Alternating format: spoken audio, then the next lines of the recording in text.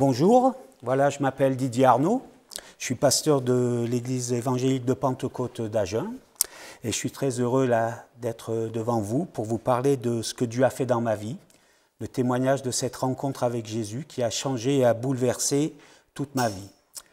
Je suis né dans une famille qui ne croyait pas en Dieu, où Dieu était totalement étranger. Je ne suis jamais allé dans une église, jamais entendu à la maison parler de Dieu. Mes parents étaient déçus par la religion, chacun de son côté, des expériences difficiles. Pour ma mère, qui a été élevée dans des institutions religieuses et qui en a beaucoup souffert et qui a été vaccinée de ces choses-là. Donc, pour elle, ce n'était pas pour ses enfants. Mon père, de la même façon. Donc, c'était des choses qui étaient complètement étrangères à notre maison. On était plutôt éduqués dans les choses de la politique et une politique assez, assez virulente. Mais voilà, ça c'était une chose. Mais le Seigneur est grand et il sait utiliser les gens aussi. Alors qu'on était dans la région de Saint-Nazaire, sur l'Atlantique, la Loire, l'embouchure de la Loire, j'avais un copain avec lequel on s'entendait bien et avec lequel on faisait un peu les 400 coups. J'avais une dizaine d'années et on était tout le temps avec ce copain. Et au fur et à mesure de nos rencontres, eh bien, nos parents se sont rencontrés aussi. Et la maman de ce copain, je me souviendrai toujours de son nom. Je n'ai pas un visage à lui mettre dessus, mais cette femme, elle a parlé de Dieu à ma mère. Elle lui a rendu témoignage. Et ma mère, eh bien, est allée à l'église et là, son cœur a été touché et bouleversé. Et en quelques semaines, elle s'est fait baptiser, elle est passée par les eaux du baptême et puis automatiquement, eh bien, nous on a suivi. Moi j'avais une dizaine d'années et on suivait notre mère là avec mon frère et ma sœur dans cette réunion et où on a entendu pour la première fois pour ma part le message de l'évangile. Je fréquentais l'école du dimanche et là on m'a appris Jean 3,16. Un spectacle de Noël, on répétait ça, car Dieu a tant aimé le monde qu'il a donné son Fils unique afin que quiconque croit en lui ne périsse point mais qu'il ait la vie éternelle. Et puis voilà, c'était des choses comme ça. Et moi, ça m'intéressait pas. Ça m'intéressait pas, j'y allais parce qu'il fallait y aller, il fallait suivre ma mère. Mon père, à l'époque, est parti travailler à l'étranger et il partait 6 mois, il rentrait 1 mois, ce qui fait qu'il était très absent de la maison. Et lui qui n'était pas converti, eh bien voilà, il a vécu sa vie d'un côté et puis ma mère a pu faire tout ce qu'elle elle voulait, elle pouvait. Et ce que je voudrais dire, c'est l'importance de rendre témoignage autour de nous. Parce que quand je pense à cette femme qui a parlé à ma mère s'est convertie. Très vite, là-bas, elle a rendu témoignage à une de ses amies. Et cette femme, plus tard, s'est convertie et ses enfants aussi se sont convertis. Ma mère s'est convertie, mon frère s'est converti, ma sœur s'est convertie, moi-même je me suis converti, je suis pasteur et je prêche l'évangile. Et d'autres, à partir d'une seule personne, c'est comme une vague. Et moi, ça m'encourage à dire et à faire. Il nous faut témoigner de Jésus autour de nous, parce qu'une personne qui se convertit, ça en fait encore plein d'autres qui vont suivre. Je continue. J'avais pas d'intérêt pour l'église et en grandissant, on était dans la région lyonnaise. Ma mère a toujours essayé, insisté et négocié pour que nous, ses enfants, on puisse aller à l'église. Et elle a fait tout ce qu'elle pouvait pour ça, pour qu'on entende le message de l'évangile et qu'on la suive. Alors quand on était petit, ça allait bien, mais quand on arrivait à l'âge de l'adolescence, c'était plus dur. Et je me souviens qu'on a fait plusieurs fois pleurer ma mère. Elle était là, elle était toute seule, Noël, les fêtes du jour de l'an, mon père était absent et elle voulait aller à l'église avec ses amis, passer un moment dans la communion fraternelle et nous on n'avait vraiment pas envie et on faisait tout pour pas y aller jusqu'à la faire pleurer et lui mettre des bâtons dans les roues toutes sortes de fois, mais elle a toujours essayé de nous entraîner. Ça aussi, c'est quelque chose, moi, je bénis le Seigneur pour ça, pour les efforts qu'elle a fait, pour l'insistance qu'elle a eue. Et jusqu'à un temps où moi, j'étais passionné de rugby. C'était vraiment quelque chose qui me passionnait, qui me passionne encore, le rugby.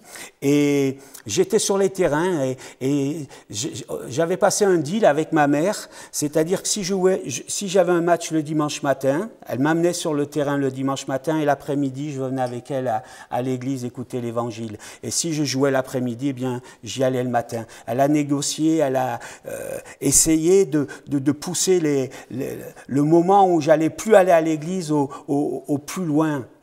Elle a vraiment insisté là-dessus et je crois que c'est aussi quelque chose d'important pour ceux qui ont des enfants.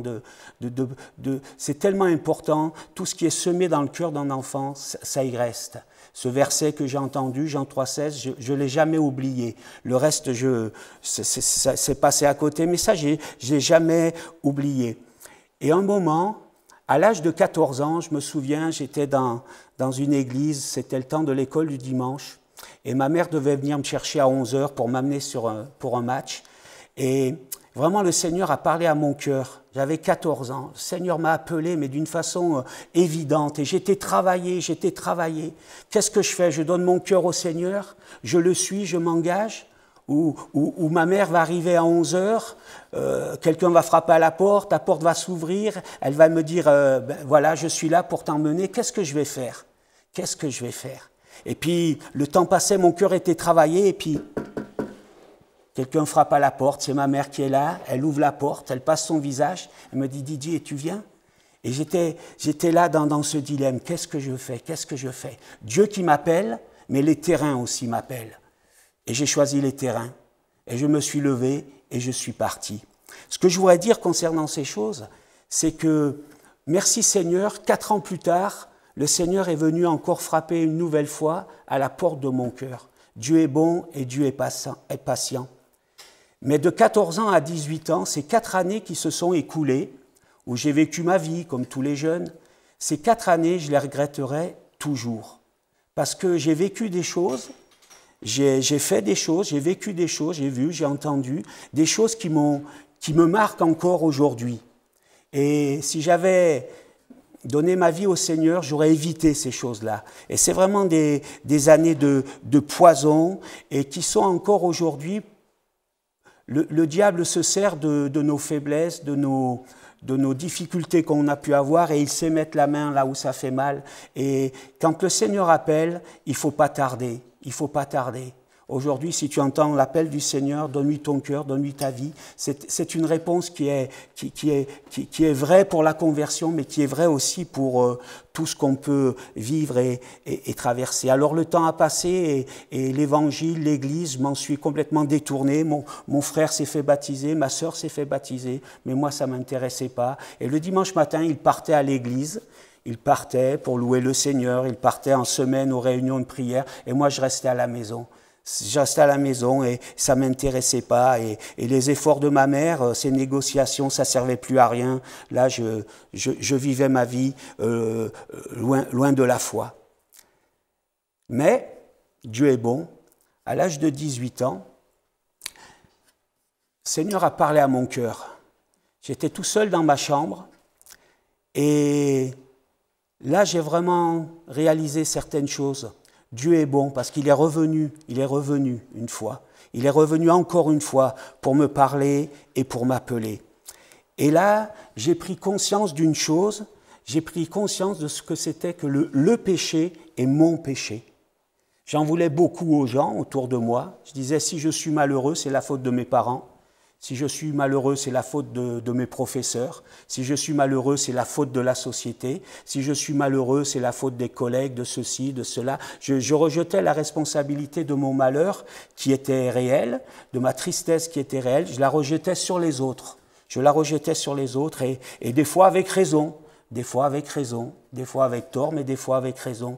Et je regardais ces choses et je souffrais. Je n'étais pas satisfait. Mais le Seigneur m'a montré une chose, c'est que ce que je reprochais aux autres, moi aussi, je le faisais.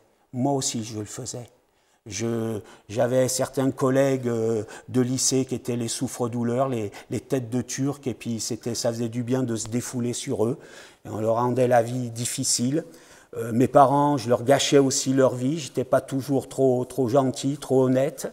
Voilà, plein de choses comme ça, je me suis rendu compte que mon doigt pointait tous les autres, mais quand je pointe un doigt les autres, il y en a 3 autres là qui me pointent.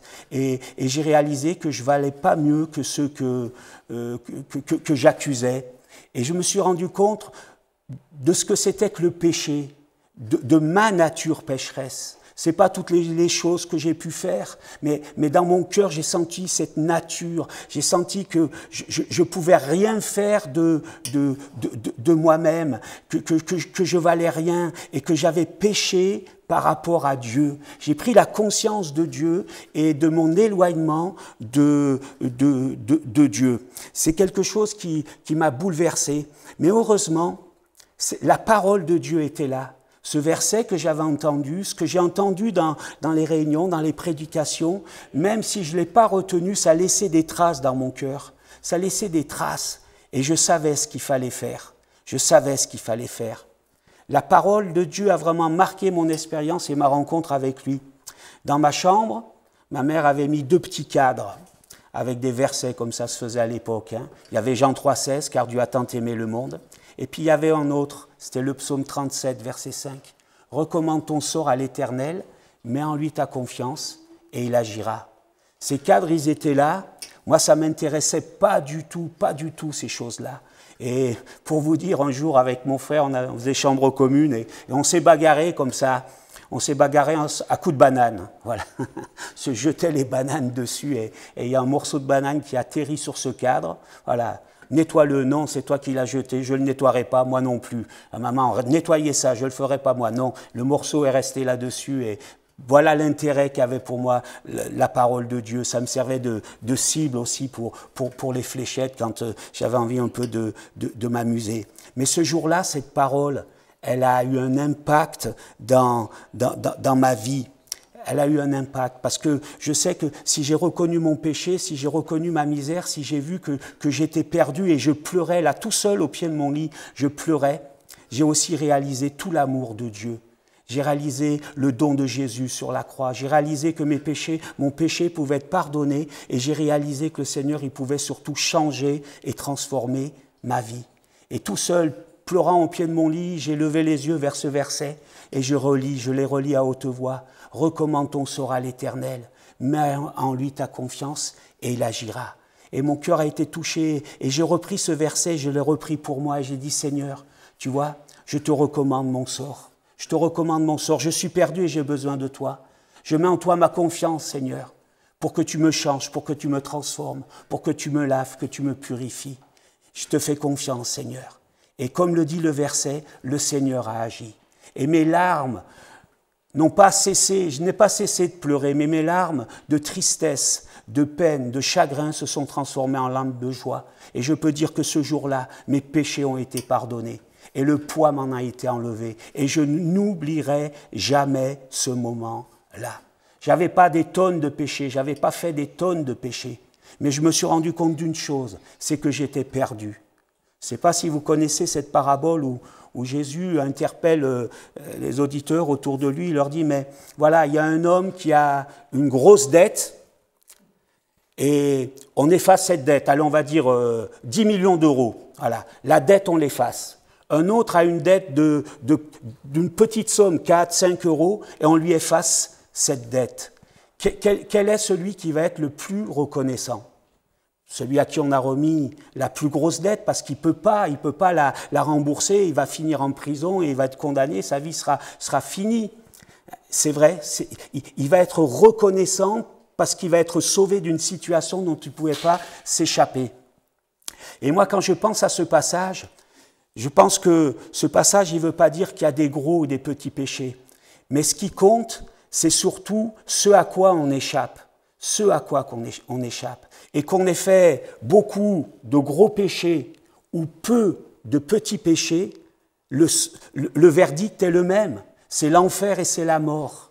Et quand on est pardonné de nos péchés, quand on est pardonné de beaucoup de gros péchés ou de peu de petits péchés, la délivrance, elle est la même. Ce n'est pas le poids et le nombre des péchés qui fait la reconnaissance, mais c'est de se rendre compte de ce à quoi on a échappé. Et je vous garantis que ce jour-là, je sais que j'ai échappé à la mort éternelle. Et je ne l'oublierai jamais. Je ne l'oublierai jamais. Je n'ai pas oublié ce jour où je m'étais cassé la jambe dans les montagnes vers Briançon et c'est un hélicoptère qui est venu me chercher là dans la montagne pour m'amener à l'hôpital et pour qu'on me soigne. J'oublierai jamais ce jour et les gens qui pilotaient cet hélicoptère et tout ce qu'ils ont fait pour moi. Je l'oublierai jamais. Mais ça, c'était pour une jambe cassée, c'était pour un secours qui était nécessaire. Mais voilà, merci, j'oublierai jamais ça. Alors à combien plus forte raison? Moi, j'ai été marqué par ça. Je sais que j'ai échappé à la mort éternelle. Et ça remplit mon cœur de joie, de bonheur, mais aussi de certitude. Parce que le Dieu qui a fait ça, il ne m'abandonnera pas. Le Dieu qui a fait ça, il ne m'abandonnera pas. Alors je suis passé par la repentance, je me suis converti, et ça a vraiment été un changement dans ma vie. Vraiment un changement. Et quand on me voyait... J'étais comme les jeunes de mon époque, hein. C'était, voilà, on vivait comme les ados peuvent vivre aujourd'hui, sans beaucoup d'excès. Le Seigneur m'a gardé, et j'en parlerai tout à l'heure encore, le Seigneur m'a gardé. Je crois que ma mère priait, l'Église qui me connaissait priait pour moi, et j'étais empêché de faire certaines choses.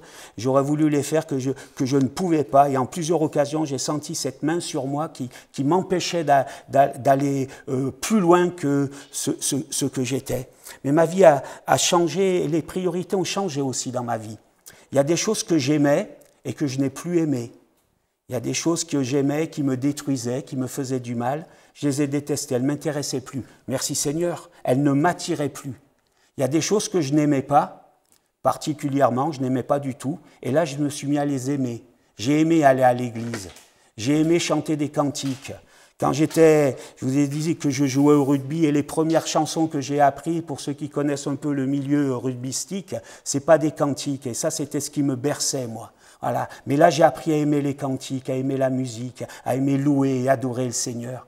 Les choses belles, les choses bonnes, je les ai aimées. Et puis, d'autres choses dans ma vie ont changé. C'est les priorités. Quand on se convertit, notre vie, elle est changée, elle est bouleversée, et elle est remuée, mais on reste ce qu'on est.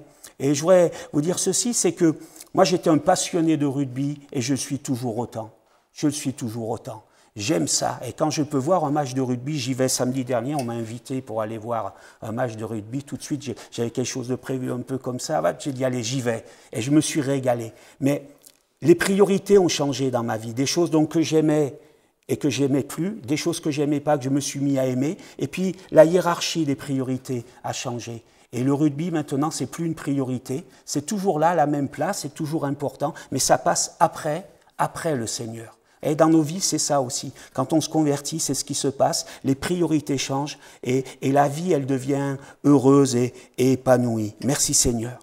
Je voudrais vous parler aussi de cette expérience que j'ai vécue. À l'époque, donc, de ma conversion, je fumais beaucoup. Je fumais 3 paquets. À l'époque, c'était les Gauloises sans filtre. Cigarette un peu forte, et le premier geste que je faisais quand je me réveillais, c'était de mettre la main en bas du lit, de prendre le paquet, de mettre la cigarette et d'allumer la cigarette, après quoi je me levais. C'était le premier geste de la journée. Le dernier geste de la journée, c'était d'écraser la cigarette dans le cendrier qui était au pied du lit. 3 paquets de cigarettes par jour. Et je me rendais compte que ça me faisait du mal à la santé. J'avais les doigts qui étaient tout jaunes, et je me disais, ça c'est ce que je ressouffle, quand je me mouchais, le mouchoir était marron. Je me disais, oh là là, j'aspire, et ça c'est ce que je rejette. Et je voulais m'arrêter, j'y arrivais pas. Et quand le Seigneur a commencé, d'après cette expérience, à travailler mon cœur, à toucher mon cœur, j'ai dit, il faut que j'arrête, là, c'est quelque chose qui me détruit, qui me nuit. Mais je n'y arrivais pas, j'avais essayé, j'y arrivais pas. Alors j'ai arrêté d'essayer. Et j'avais ce paquet de cigarettes qui était là, toujours dans ma veste. Et au bout de 2-3 jours, il était toujours là, mais j'avais rien touché. Et je m'en suis débarrassé. Et je suis passé de 3 paquets de cigarettes à 0 en 2 ou 3 jours. Et j'ai béni le Seigneur pour ça. Ça m'a montré toute la puissance que Dieu pouvait avoir dans nos vies et pour notre santé. Autre chose que j'aimerais vous dire, quand j'ai vécu cette expérience, cette rencontre avec le Seigneur, j'ai dit maintenant il faut que je devienne chrétien. Maintenant il faut que je marche avec le Seigneur. Et je me suis dit quand même, on ne peut pas donner quelqu'un au Seigneur qui ne soit pas bien. Elle dit, je veux m'améliorer, il y a des choses qui doivent changer dans ma vie, ben justement le tabac et d'autres choses qui doivent changer dans ma vie avant que je me fasse baptiser, avant que je me donne au Seigneur concrètement, que je passe par les eaux du baptême. J'arrivais pas à dire, j'étais un peu comme les Toulousains, j'arrivais pas à dire 2 mots sans dire une grossièreté. Alors c'était des ponctuations, mais je ponctuais beaucoup mes phrases. À tel point que dans certains milieux, quand j'allais dans des familles ou rencontrer des gens, je me taisais. Je me taisais parce que je savais que 2, 3 mots allaient sortir et puis une grossièreté allait sortir et que voilà, ça serait pas trop valorisant. Alors, mais j'arrivais pas. C'était ma façon de parler. C'était ma façon de parler. Il dit il faut que ça change, plein d'autres choses. Il faut que ça change, il faut que ça change. Et j'ai essayé et j'ai fait plein d'efforts pour que je change. Et pour que je donne au Seigneur quelqu'un qui soit bien. Mais je me suis aperçu que j'y arrivais pas. Et heureusement, j'ai bien vite compris que ça servait à rien.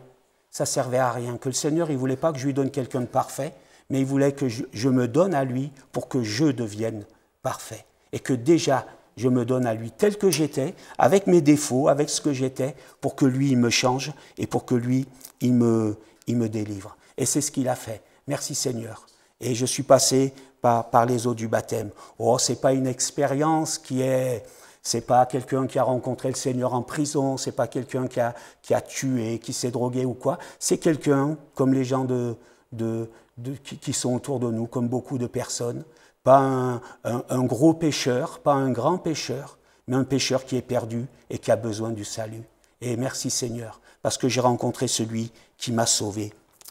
Je voudrais continuer en disant ceci, c'est que très vite, quand je me suis converti, j'ai compris qu'il fallait servir le Seigneur. Je l'ai compris tout de suite. Et ça a marqué ma vie, ce passage qui nous dit « Ce que ta main trouve à faire, fais-le ». Et c'est ce que j'essayais de faire dès ma conversion. Voilà, j'étais jeune, j'avais une voiture, eh bien je mettais la voiture au service de ceux qui n'en avaient pas. J'allais chercher les jeunes pour les amener à la réunion. Tout ce que je pouvais faire, je le faisais manuellement. Tout ce qu'on pouvait faire avec mon frère, on le faisait pour le Seigneur. Très vite, on m'a engagé, on m'a dit « Didier, tu viens avec nous t'occuper des enfants ». Moi, les enfants, ça ne m'intéressait pas du tout. C'est quelque chose qui ne me concernait pas. Mais j'ai dit « Si vous me le demandez, je vais aller ». Et là, ça a bien marché. Et ça a été pour moi une ouverture. Et pendant des années, je me suis occupé des enfants, des ados, de centres de vacances, de colonies. On a fait de l'évangélisation aussi pendant plus d'une douzaine d'années dans un quartier de Grenoble, l'évangélisation des enfants de la rue, etc. J'étais responsable d'une annexe. Voilà, tout de suite, je dis Seigneur, je veux te servir et je veux que ma vie soit à ta disposition. Et c'est quelque chose aussi, quand je vous disais ce passage, ce que ta main trouve à faire, fais-le. C'est bon de le faire. Et puis quand on est plus vieux maintenant, qu'on arrive et qu'on prend un peu d'âge, on rajoute le morceau que je n'ai pas cité. Ce que ta main trouve à faire, fais-le avec la force que tu as. Avec la force que tu as. Et maintenant, avec l'âge, avec le temps qui passe, la fatigue est là, on peut moins faire.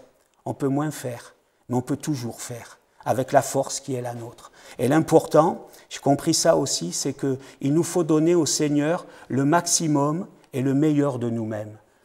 Nos possibilités sont différentes les uns des autres, notre capacité est différente, mais l'important, c'est ce que nous sommes, ce que nous avons reçu du Seigneur, c'est de lui donner au maximum et au meilleur.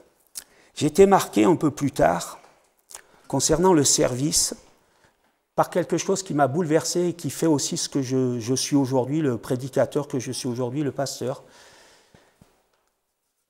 Je m'occupais beaucoup des autres et un moment dans ma vie, j'ai fait ce constat et j'ai dit ceci.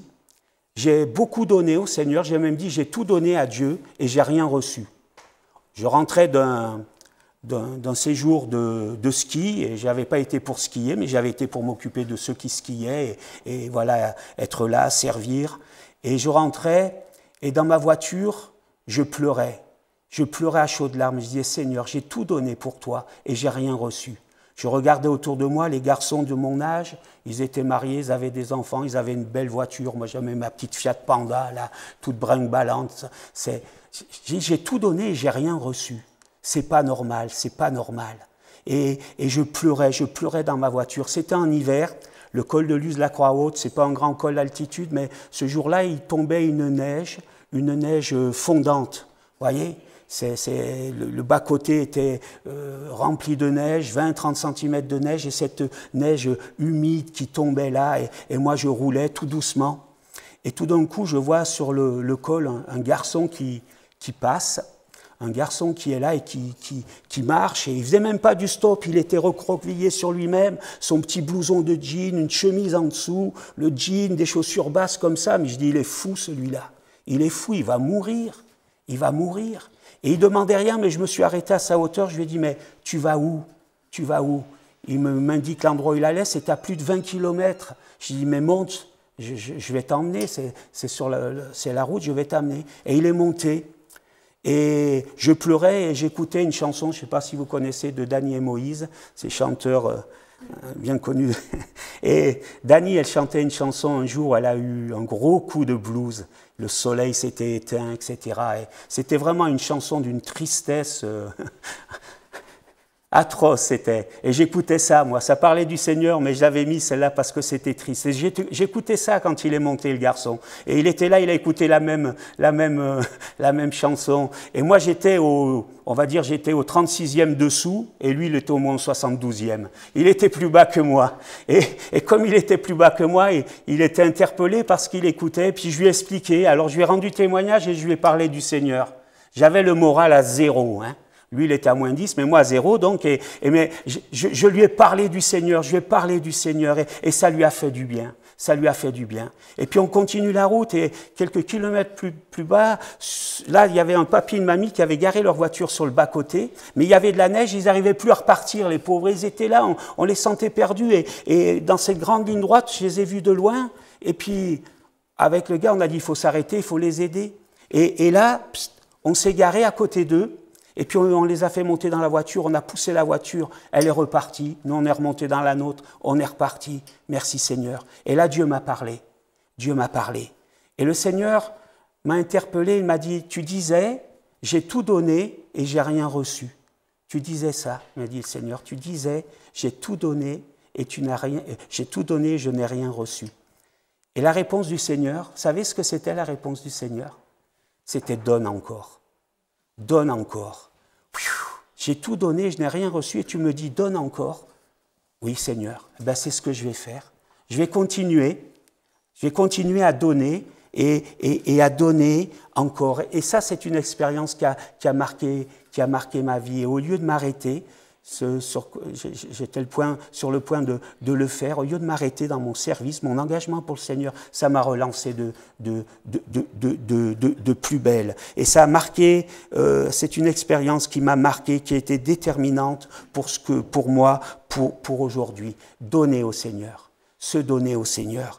Et vraiment, c'est ce que Dieu nous demande. Il nous demande de nous donner à lui qui s'est donné pour nous sur la croix. Il nous demande de nous donner à lui, de venir à lui, de déposer à ses pieds tous nos fardeaux, tous nos péchés, toute notre misère. Et là, il a pris ces choses sur lui et il nous donne la vie. Et je bénis le Seigneur pour la vie qu'il m'a donnée, pour le bonheur que j'ai de le connaître, malgré les difficultés, malgré les combats. C'est un bonheur qui est là, qui est au plus profond de mon cœur et de mon être. Mais je sais aussi que le Seigneur nous appelle à nous donner aussi pour les autres. Donne et donne encore. Notre Dieu, c'est un Dieu qui donne, c'est un Dieu qui s'est donné, et c'est un Dieu qui nous appelle, nous aussi, à donner et à nous donner pour les autres. Et c'est vrai que pour servir les autres, parce que Dieu, on le sert au travers des autres, c'est pas toujours facile. Mais quand on l'a rencontré, quand on sait ce à quoi on a échappé, le châtiment terrible auquel nous avons échappé,